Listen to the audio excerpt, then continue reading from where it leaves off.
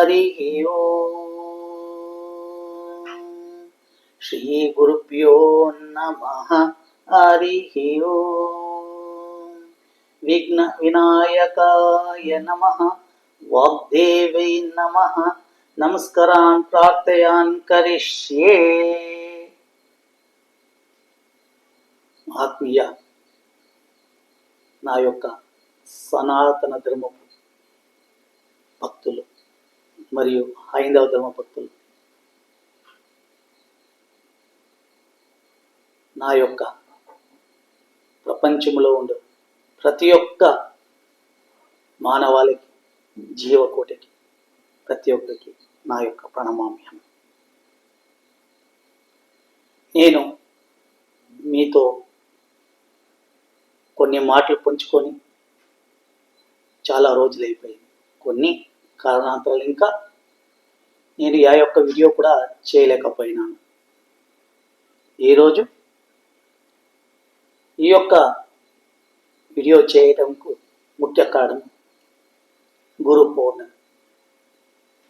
మన హైందవ సనాతన ధర్మంలో ఈ గురు పౌర్ణమి అనేది విశిష్టముగా నడుపుకొని వస్తుంటాం. ఈ గురు పౌర్ణమి అనేది ఇప్పటిది కాదు, ఎన్ని మనకి యుగాలు ఉన్నాయో అన్ని యుగాలను ఇంకా నడుపుకొని వస్తూనే ఉన్నాము. గురు పౌర్ణమి ఆయా కాలమాన ప్రకారం అప్పుడప్పుడు ఆ యొక్క కాలానికి తగిన గురువుని ఎంచుకుంటారు, ఆ గురువుని ప్రార్థిస్తూ ఉంటారు. ఇప్పుడు ఈ కలియుగంలో మనమున గురువుని ప్రార్థించుకోవాల్సింది ముఖ్యంగా వ్యాస భగవాన్. ఈ పౌర్ణమి పేరే వ్యాస పౌర్ణమి అంటారు. గురు పౌర్ణమి అంటే ఈ యొక్క వ్యాస మహానుభావుని జన్మదినాన్ని ఎత్తుకొని వ్యాస పౌర్ణమిగా దీన్ని మన భారతదేశంలో, మన హైందవ ధర్మంలో ఈ గురు పౌర్ణమి వ్యాస పౌర్ణమి అంటారు. గురు పరంపర అనేది మనకి ప్రతి ఒక్క దాంట్లోనూ ఉంటుంది. గురువు లేని విద్య గుడ్డి విద్య అంటారు. ప్రతి ఒక్క దానికి గురువు అనేది మనకు కానే కావాలి. మన యొక్క జీవితంలో ప్రథమ గురువు ఎవరు అంటే మాతృదేవి, మాతృదేవతో భావం. ప్రతి ఒక్క దానికి మనకి గురువు అనేవాళ్ళు తల్లి. ప్రతి ఒక్కటి మనకు నేర్పిస్తుంది తల్లి. తల్లి తర్వాత మనకి గురువు అనేవాళ్ళు తండ్రి వస్తారు. ఆ తండ్రి మనకి ఇట్లు చేయి చెప్పేస్తారు. మనకి విద్యాభ్యాసంలో గురువు చాలా ప్రాముఖ్యత. గురువుదే చాలా ప్రాముఖ్యతగా మనకి విద్యాభ్యాసంలో ఉంటుంది. మనకి ఆ గురువు అనుగ్రహం ఉంటే ఆ విద్యాభ్యాసం కూడా మనకి చాలా బాగా నడుచుకుంటుంది. ప్రతి ఒక్క దాంట్లో గురువు అనేది కానే కావాలి.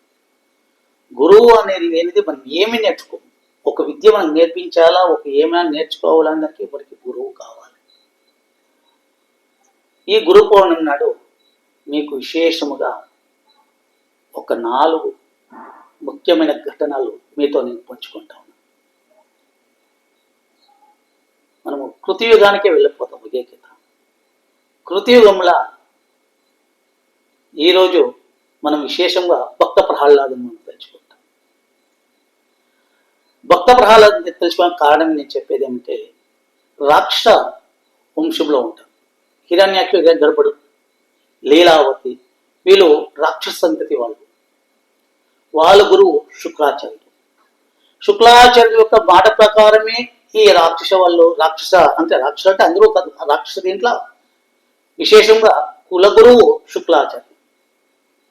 కానీ భక్త ప్రహ్లాదుడు లీలావతి గర్భంలో ఉన్నట్లే నారద మహామునుడు ఇంకా నారాయణ మంత్రం ఉపదేశిస్తాం. చూడండి, గురువు యొక్క అనుగ్రహం ఎట్లా మీకు వస్తుంది అనేది ఒక చిన్న ఉదాహరణ. ఈ రోజుకి మనం ప్రహ్లాదం గురించి తెలుసుకుంటున్నాము, నరసింహస్వామిని తెలుసుకుంటున్నాము అంటే, ప్రహ్లాద జన్మ వృత్తాంతం మనం తెలుసుకోవాలంటే ఆ గురువు నారద మహా ఆ లీలావతి శయనించి నిద్రిస్తున్నప్పుడు ఆ యమ్మకి భాగవతం విష్ణు పురాణం చెప్పుతూ ఉంటే లీలావతి ఆనందమని నిద్రపడిస్తుంది. ఆ మాటలు ఆ నారాయణ యొక్క వైభవం, ఆ నారాయణ మాటలు వింటూ వింటూ లీలావతి నిద్రపోతుంటే వీణ నారద మహిమని తన్మయమై చెప్తూ ఉన్నాడు. ఆ యొక్క విష్ణు లీలని, విష్ణు వైభవం చెప్తూ ఉంటే లీలావతి కడుపులో ఉన్నది ప్రహ్లాదు ఊగుడుతున్నాడంట. లెక్కేసుకోండి, గర్భాశయంలోనే ఆయన విష్ణు లీలలు తెలుసుకున్నాడంటే మళ్ళీ అతని యొక్క వైభవమే మన ప్రహ్లాదుని యొక్క వైభవం అని తెలుసుకున్నాం కదా. అది చిన్న ఉదాహరణ. ఇలాంటివి ఎన్నో ఉన్నాయి. ఇంకా త్రేతాయుగానికి వచ్చేస్తాము. ఏకిత త్రేతాయుగంకి మనం వస్తాండి. ఇక్కడ కూడా నారద మహాముని ముఖ్యంగా గురువుగా నేను చెప్తున్నాను. అంటే నారద మహాముని యొక్క వైశిష్టత మనకి చాలా తెలుసుకోవాలి. నారద మహాముని యొక్క వైభవం చాలా ఉంది. ఈ యొక్క కలియుగానికి నారద మహాముని విశిష్టత ఏమైనా కూడా ఉంది. చూడండి, వాల్మీకి మహర్షి అతడు పూర్వజంలో బోయేవాడు. అంటే మహర్షిగా ముందు బోయేవాడు.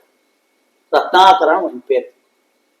చూడండి, పేరు రత్నాకరణం. చూడండి, పేరు బోయేవాడు. సంసార జీవితంలో పెద్ద గజదొంగ అయిపోతాడు. గజదొంగ అంటే వాని దయా దాక్షిణ్యం లేక ఉంటాడు. ఎవరు కనబడి వాని దగ్గర దోచుకోవడము, భార్య బిడ్డలు పోయేట్టు. అలాంటి బోయవాణ్ణి, రత్నాకరణ్ణి, ఒక మహాన్ ఈ రోజు మనం తెలుసుకుంటా ఉండే రామాయణం గురించి తెలుసుకోవాలి. రాముల గురించి మనం తెలుసుకుంటున్నామంటే అతను ఊహించి రాసిన రామాయణ మహాకావ్యమే. ఆ మహాకావ్యంకి మూల పురుషుడు ఎవరంటే నారద మహాముని. అతనికి రామా అనే మాటలు రాకపోయినా కూడప్పుడు నారద మహాముని అతనికి తన యొక్క జ్ఞాన బుద్ధిని ఉపదేశించి అతనికి రామా అనే రాక ఉంటే మరా అని చెప్పామంటాడు. మరా మరా అంటే రామ రామ అనేసి అలాంటి మహాన్ వ్యక్తి మనకి ఆదర్శ పురుషుడైన శ్రీ వాల్మీకి మహర్షి యొక్క గురువుగా మనం స్వీకరిస్తాం. కానీ వాల్మీకి మహర్షి గురువు నారద మహాముని. మళ్ళీ ఒకేకిత మనము ద్వాపరయుగానికి వచ్చేస్తామా. శ్రీకృష్ణ పరమాత్మ ఎన్ని లీలలండి. సాక్షాత్ పరబ్రహ్మ స్వరూపుడే శ్రీకృష్ణ పరమాత్మ. కృష్ణం వందే జగద్గురుం అంటాం. అలాంటి కృష్ణ పరమాత్ముని యొక్క లీలలు ఎన్నున్నాయని. కానీ కృష్ణ పరమాత్మునికి గురువు యొక్క కుమారుడు కొన్ని వైన మంది ఇచ్చింటాడు. అంటే గంగల పాతాల గంగలో వెళ్ళిపోయింటాడు. అలాంటి గురువు కోసం గురు దక్షిణగా తన కుమారుని మళ్ళీ శ్రీకృష్ణ పరమాత్మ తెచ్చి గురువులకి సాధిస్తాడు. గురు కర్తవ్యం అనేది గురువు చెప్పించేదాన్ని మనం ఎంత పాటించినాము అనేదాన్ని ఈ యొక్క కృష్ణ పరమాత్మకే గురువు. ఇంకా ఒకే కలియుగానికి వచ్చేస్తున్నాం. తులసీదాస్ అందరూ వినేటారు. మన యొక్క తులసీదాస్ యొక్క గురువు ఆమె భార్య. ప్రథమ వ్యామోహం తులసీదాసుకి భార్య పైన అంత వ్యామోహం. ఆ తులసీదాస్ ఆ వ్యామోహం చూసి భార్య అంటుంది, నా పైన ఉండే వ్యామోహాన్ని నీవు ఆ రాముల పైన పెడితే నీకెంత మోక్షం వస్తుంది కదా అని. చూడండి, ఒక భార్య భర్తని ఎంత బాగా ఒక గురువు రూపంలో ఆయన్ని మనకి అందించింది. ఈరోజు తులసి మానస రామాయణం మనం ఇంటి ఎత్తుంటుంది. ఈరోజు మనము హనుమాన్ చాలీసా రాసిన మహాన్ వ్యక్తి తులసీదాస్. కానీ ఇక్కడ చిన్న ఒక ఉదాహరణ చెప్తాను. తులసీదాసు రామచరిత రాస్తున్నప్పుడు సీతమ్మ తల్లి అశోకవనంలో ఉన్నప్పుడు ఆ పుష్పములన్నీ తెల్లగా ఉంది అని తులసీదాసు తన కవిత్వం తన యొక్క రామాయణంలో రాస్తూ ఉంటే హనుముడు హనుముడు సాక్షాత్కారం చేసుకుంటాడు. హనుమాన చరిత్ర రాసినప్పుడు తులసీదాసుకి హనుముడు సాక్షాత్కారం ఉంటాడు. అప్పుడు హనుముడు అంట, తులసీదాస, నేను అశోకవనంలో ఉండి నేను ఆ సీతమ్మ తల్లి బాధను చూసినాను. నువ్వు అక్కడ పుష్పములన్నీ తెల్లగా ఉంది అని రాస్తున్నావు, అక్కడ పుష్పములు తెల్లగా లేదు, ఎర్రగా ఉంది అని తులసీదాస్కి ఆంజనేయ చెప్తాడు. అప్పుడు తులసీదాస్ అంటట, లేలే, నేను ఆ పరమాత్ముని అనుగ్రహంతో, ఆ రామచంద్రుని అనుగ్రహంతో, నీ యొక్క అనుగ్రహంతో నేను యొక్క తులసి రామాయణంలో అక్కడ అశోకవనంలో తెల్లగా ఉంది పువ్వులు అని తులసీదాసు హనుమనికి చెప్తే హనుముడు ఒప్పులేదంట. లేలే, నేను చూసిండేది, నేను చూసా, నాకు తెలియదా అని హనుముడు అడుగుతా ఉంటే, లేలే, ఇక నేను దివ్యంగా చూస్తున్నాను, నా యొక్క దివ్య దృష్టిలో చూస్తున్నాను, అక్కడ పువ్వులు తెల్లగా ఉంది అంటాడంట. గురు సంవాదన ఇది. సాక్షాత్ అక్కడ వెళ్ళి చూసినవాడు హనుముడు, కానీ ఊహించి తన దివ్యమైన శక్తితో చూస్తున్నాడు తులసీదాస్. అప్పుడు రామునికి హనుముడికి చాలా ఇదైతుందంట. అప్పుడు సాక్షాత్ అయిన ఆ రామచంద్ర ప్రభుని వేడుకుంటాడంట, ప్రభు, తులసీదాసు నీ యొక్క రామాయణం రాస్తూ ఉన్నాడు, కానీ నేను సాక్షాత్ కళ్ళులా చూసిండేది అక్కడ ఎర్రని పువ్వులు, కానీ ఇక్కడ ఈయన తెల్ల పువ్వులు అని రాస్తున్నారు కదా ప్రభు, దీంట్లో నిజమేంటో నాకు తెలియకపోతా ఉంది, నాకు కనకరించు ప్రభు అనేసి హనుముడు రాములను ప్రార్థిస్తాడంట.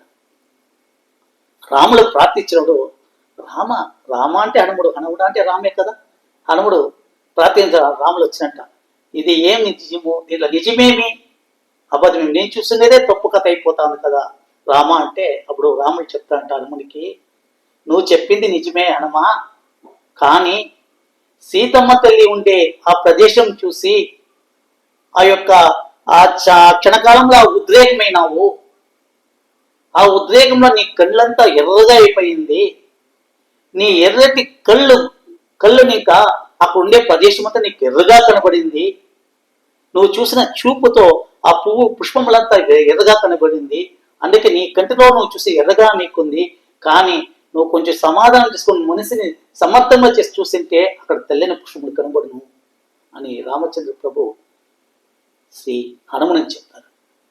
చూడండి, నిజంగా చూసిన హనుముడు, సాక్షాత్ రామచంద్ర ప్రభు, సాక్షాత్ తులసీదాస్, ఈ ముగ్గురులో కూడాను ఒక పుష్పంని ఎంత బాగా చెప్పిండారు అనే దానికి ఈ యొక్క గురువు అనుగ్రహం అనేది ఎట్లుంటుందంటే ఈ విధంగా నిజాన కూడా మనం తెలుసుకునేదానికి తులసీదాస్ యొక్క పుణ్య చరిత మనకి వినబడతా ఉంది.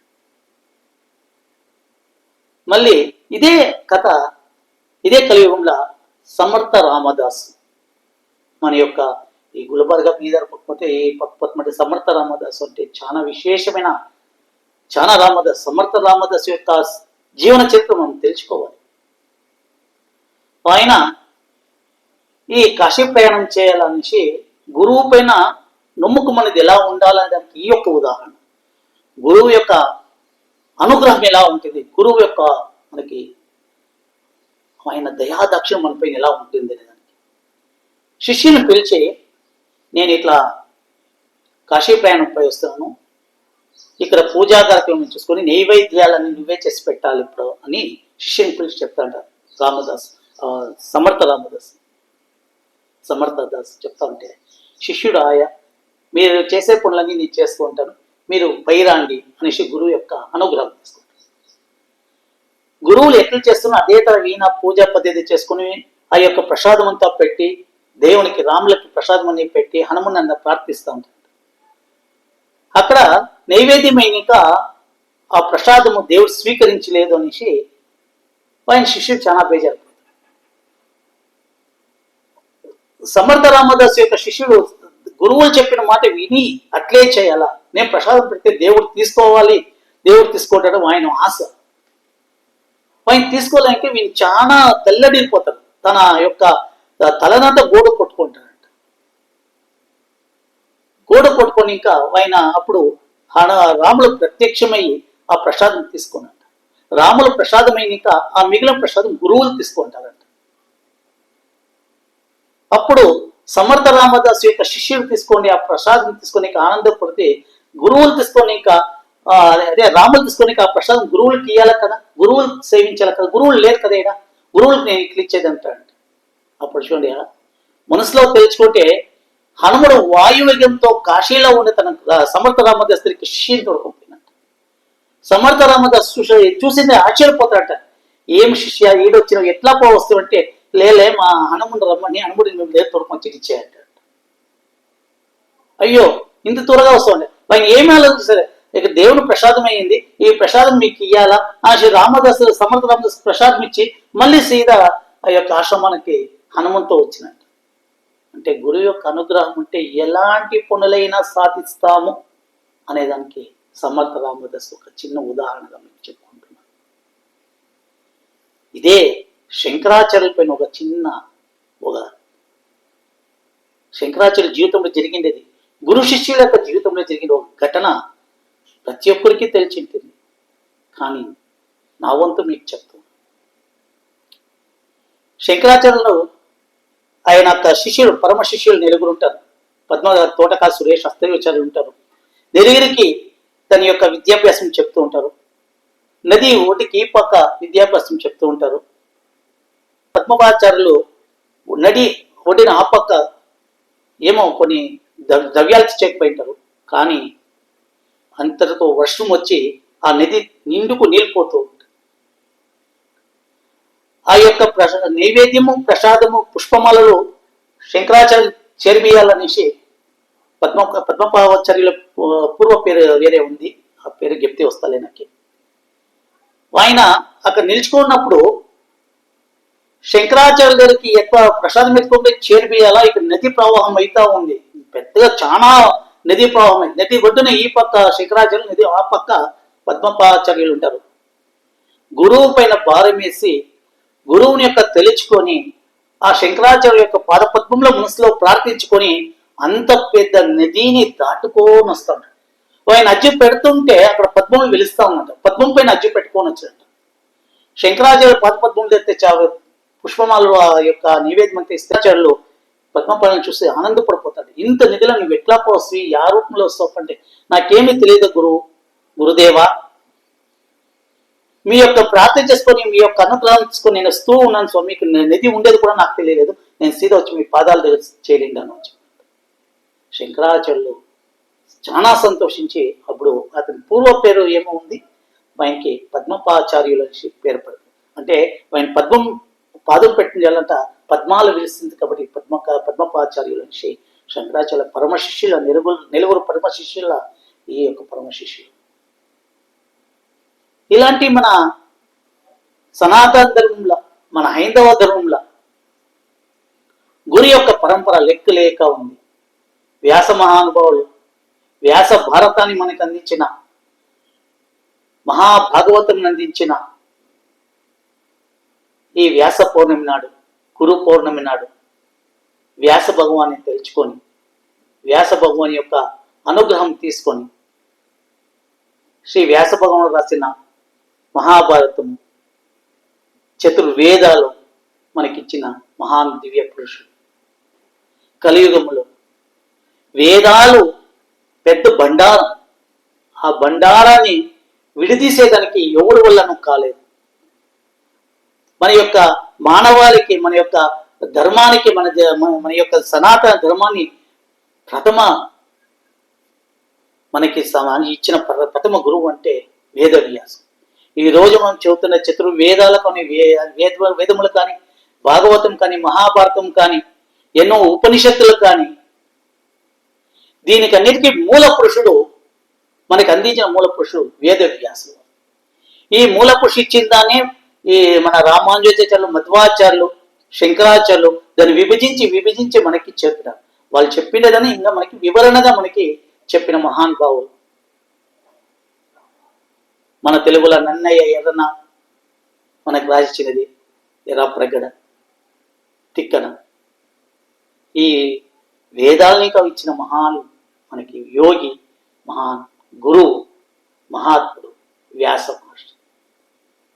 ఈ వ్యాస మహర్షి నాడు, వ్యాస పౌర్ణమి నాడు, గురు పౌర్ణమి, ఈ వ్యాస మహర్షులు తెలుసుకొని